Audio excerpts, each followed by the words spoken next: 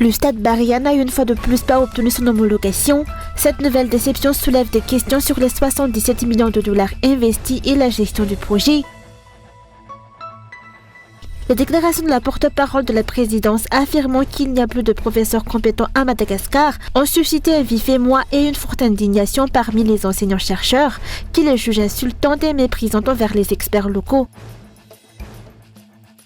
Dans l'actualité internationale, les camps de déplacés de Tawila, dans l'ouest du Soudan, sont en proie à une épidémie de choléra. La peur s'est glissée dans chaque geste du quotidien, que ce soit l'eau, les vêtements, les gamelles, tout paraît contaminé.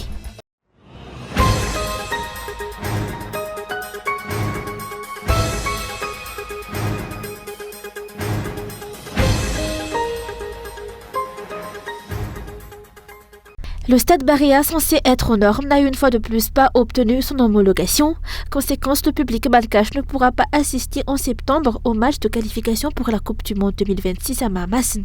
Les Barria devront affronter la Centrafrique et le Tchad ailleurs que sur leur propre terrain. Une nouvelle désillusion pour les amateurs de football après des années d'attente et de promesses répétées. Apparemment, les engagements non tenus de l'administration Radziwiłł ne se limitent pas à la politique et à l'économie ou au social. Le sport est aussi concerné. Il y a peu, les autorités affirmaient que seul le gazon posait problème et qu'il suffisait de le remplacer pour décrocher l'homologation. Un expert aurait même été mandaté pour superviser les travaux et toutes les procédures techniques auraient été respectées. Malgré toutes les déclarations, le Stade Barria de Mamassen reste hors des standards. Ce constat ravive les interrogations sur les 77 millions de dollars investis dans sa construction. À quelle entreprise a-t-on confié un tel marché? Quelle est son expérience réelle en matière de stade? Combien de ces réalisations sont homologuées à l'international? Ou bien le Stade Barria était-il son premier essai? Et maintenant qu'il est inutilisable pour les grandes compétitions, se contentera-t-on de le laisser trôner comme une vitrine urbaine? Les supporters s'interrogent aussi. Combien encore a coûté l'ensemble des corrections depuis l'inauguration? Et avec quel argent? Autant de questions auxquelles devraient répondre les responsables, à savoir le ministère des Sports, la Fédération malgache de football et le secrétaire d'État chargé des villes nouvelles et de l'habitat, directement en charge de l'infrastructure. On connaît déjà le refrain officiel. Les techniciens de la CAF sont passés, tous les défauts ont été corrigés. Pourtant, c'est la 3e année consécutive que l'homologation est refusée. Reste à savoir si le problème vient d'une mauvaise application des directives ou d'un manque flagrant de compétences. Le sport n'est ici que la surface. Derrière, c'est l'image du pays qui en souffre. Les joueurs se battent pour défendre les couleurs nationales, mais sont contraints de jouer à l'étranger.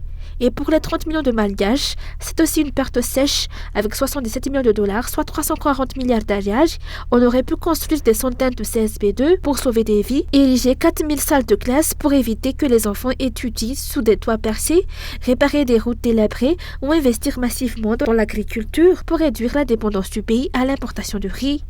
Aujourd'hui, les malgaches ont un stade où l'on ne joue pas, un aéroport sans avion, de l'électricité qui est coupée la plupart du temps, des pompes à eau qui ne fonctionnent pas et un président qui n'est pas malgache.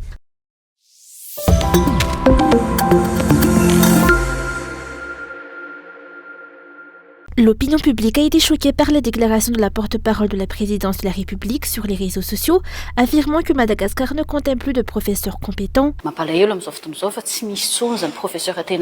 Il est triste de constater qu'aujourd'hui, il n'y a plus de professeurs réellement compétents, d'où la nécessité de mettre en place ces échanges de formation.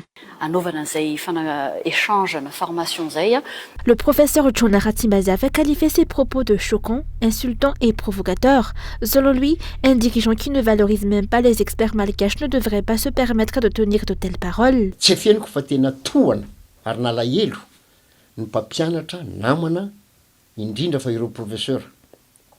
Nos collègues enseignants et professeurs ont été outrés et profondément choqués par cette déclaration.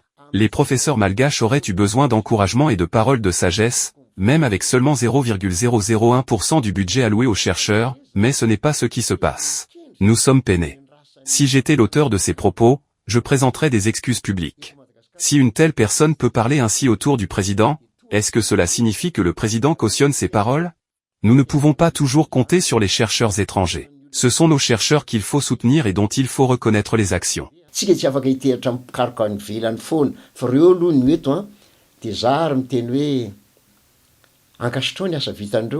Le président du parti Titanja, Zantaina Razafuntuil, s'interroge également. Un gouvernement qui ose tenir de tels propos consulte-t-il au moins ses experts locaux? De nombreux professeurs malgaches ont déjà formulé des propositions concrètes pour le développement du pays. Le gouvernement les a-t-il écoutés? Pour beaucoup, ces déclarations traduisent un étouffement des compétences locales au profit d'experts étrangers. Le professeur Roger Alsan estime, lui aussi, qu'il s'agit d'une grave erreur, révélatrice du mépris et de la marginalisation de l'éducation malgache par le régime actuel. Selon lui, si un Radziwill n'est réellement un homme d'action et de responsabilité, il devrait prendre des mesures. Si elle dit qu'il n'y a plus de professeurs compétents, cela signifie que le système éducatif sous l'actuel régime est inefficace. Et si le système est inefficace, c'est qu'il a produit des étudiants incompétents et mis les enseignants en difficulté. En parlant ainsi, elle attaque indirectement ses propres collègues et partisans. Le ministre de la Santé, par exemple, est un professeur, cela voudrait-il dire qu'il n'est pas compétent? L'éducation ne va pas bien, c'est un fait, mais ce genre de déclaration montre aussi que la personne qui l'a faite n'a pas l'expérience professionnelle et politique nécessaire pour occuper une fonction aussi délicate.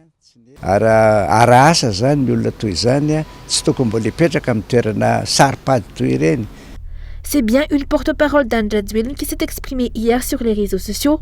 Par définition, son rôle est de relayer la position du président auprès de la population.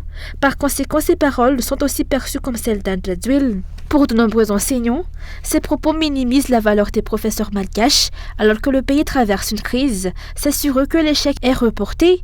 Pourtant, de nombreux secteurs stratégiques sont aujourd'hui confiés à des étrangers et les résultats sont loin d'être à la hauteur. Cet épisode révèle également que l'éducation ne figure pas parmi les priorités du chef de l'État. Concernant l'éducation, le budget alloué reste très endetté à des besoins réels. L'humiliation commence par le mépris envers les experts, mais elle se répercute sur la qualité des produits malgaches et en fin de compte sur le peuple malgache lui-même, estiment plusieurs professeurs et spécialistes.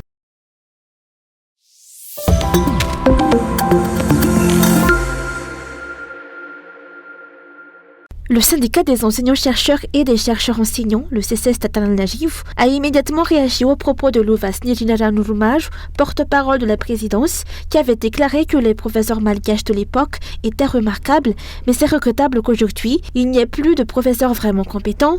Blessé et attristé par ce dénigrement des enseignants-chercheurs, le CCS Tatanal-Najif exige des excuses publiques de la part de Louvas Nijinara Nurumaj. Face aux multiples échecs de ce régime, de tels commentaires sont considérés comme une pratique destructrice qui déshonore et abaisse la nation malgache aux yeux du monde entier. Le CCS a souligné que ces déclarations portent atteinte à la dignité nationale. La porte-parole de la présidence, également directrice de la communication internationale à la présidence de la République, a par ailleurs affirmé par la suite qu'elle n'avait pas eu l'intention de critiquer les compétences des enseignants-chercheurs, mais que l'interprétation de ses propos avait pu être mal comprise, suscitant ainsi de nombreuses réactions. Elle a exprimé ses regrets pour les mots prononcés et a rencontré aujourd'hui le ministre de l'Enseignement supérieur et de la Recherche scientifique, ainsi que le président du CCS national, afin de clarifier ses propos qui ont provoqué une vive polémique. Quoi qu'il en soit, il ne s'agit pas d'une ou deux personnes touchées par ces paroles, mais de presque toutes les forces vives du pays, en particulier les experts et les enseignants-chercheurs, qui sont directement concernés, sans distinction de parti politique ou d'idéologie. Il ne s'agissait pas d'une personne ordinaire, mais d'une haute responsable de l'État, la porte-parole du président, qui devrait mesurer et peser ses mots avant de les prononcer.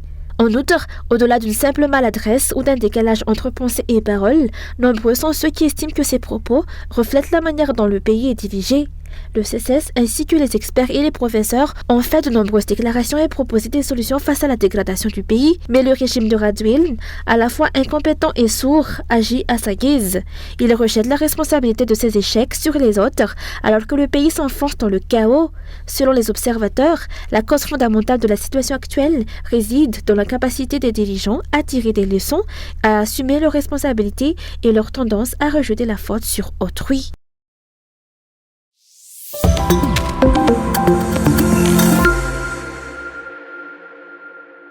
Face à la surdité des autorités, les étudiants diplômés de l'ENSET à Tsranan sont descendus dans la rue aujourd'hui, brûlant des pneus devant leur établissement de formation d'enseignants.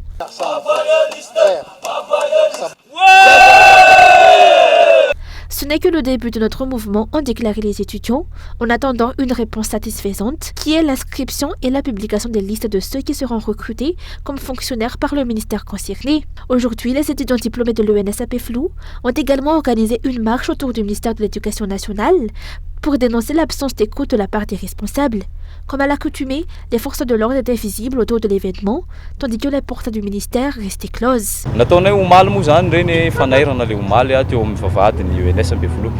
Hier, devant le portail de l'ENS, ce n'était encore qu'une sommation.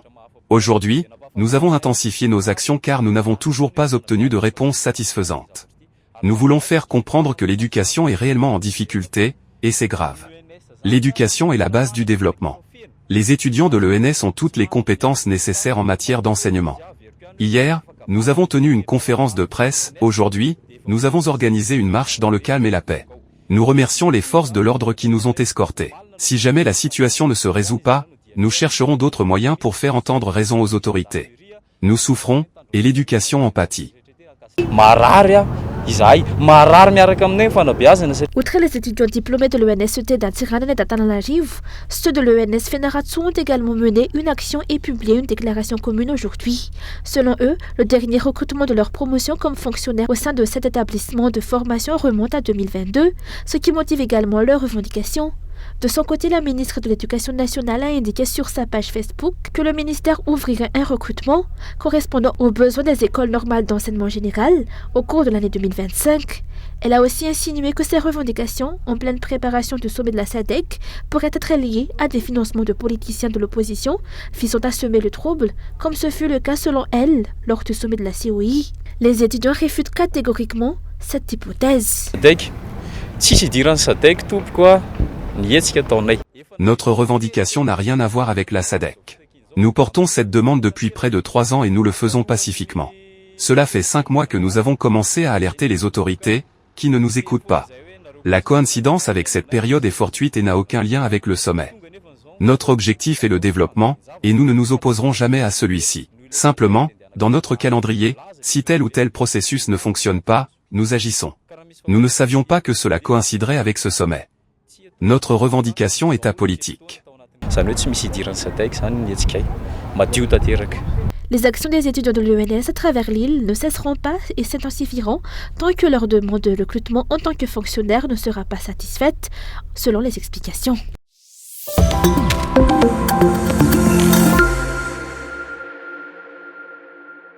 Les 6 hommes dont le président du parti Uchkaf, arrêté à Bennett en lien avec le projet de bastouillage à la fin du mois de juillet, ont été condamnés ce matin par le tribunal à 1 an de prison avec sursis. Ils avaient été interpellés pour avoir financé les manifestations des étudiants de l'université de Touliage ainsi que celles des employés de la Chirama et pour avoir troublé l'ordre public. Les 6 hommes ont affirmé ne pas accepter cette décision de justice et ont annoncé qu'ils feraient appel. Selon eux, ils ont le droit de circuler librement à Madagascar et d'exprimer leur opinion. D'après eux, il existe une discrimination dans l'affaire de bastouillage. En effet, seuls les opposants au projet sont convoqués au tribunal lorsqu'une action est menée, tandis que les partisans du projet restent libres. Ceux qui désapprouvent l'exploitation ont déclaré qu'ils continueraient à s'opposer à toute injustice dans le pays pour le bien des Malgaches.